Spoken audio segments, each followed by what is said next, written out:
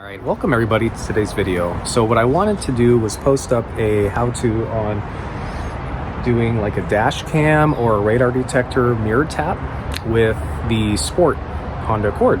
And the 10th gen was interesting because there's a lot of videos out there for doing a mirror tap or a radar tap for the Touring and the Elites because it has a powered mirror, home link mirror.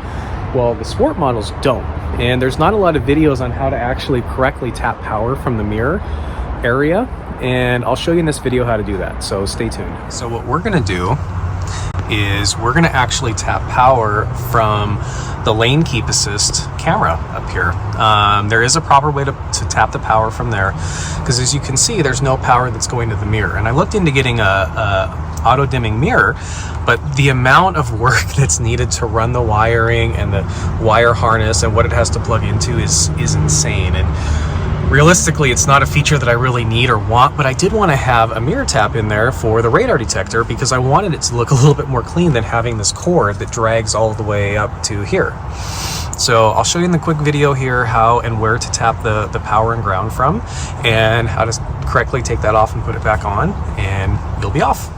There is a radar up here for the cruise control. So what we're gonna do is we're gonna take this off by pulling from the back forward, and then it'll just slide right out. You can see here, we've got clips there, and then the two little pieces that hold in the back right there. So next, we need to figure out what wires are the power and the ground off of the camera system here for the adaptive cruise. So if we take this thing out and take a peek at it, we've got what, pink, blue, another pink, there we go. But then if we switch it this way, there's a red and a black. So could it be that easy?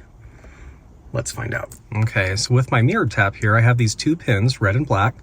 So we're going to insert those into the pins on the back of the connector here. So obviously red is gonna go to red and black is to black. We'll fire it up, see if it works. Okay, so this wiring tap has some extra connectors on it if you have a different size, so we're not gonna worry about those. But as you can see, we have the black and the red being pinned into the wire connector. So we'll turn on the car and we'll see if we've got power and see if anything blows. Perfect.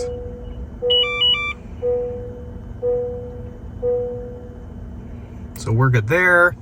Obviously the engine's not on, but we have no warning lights, so we're good to go.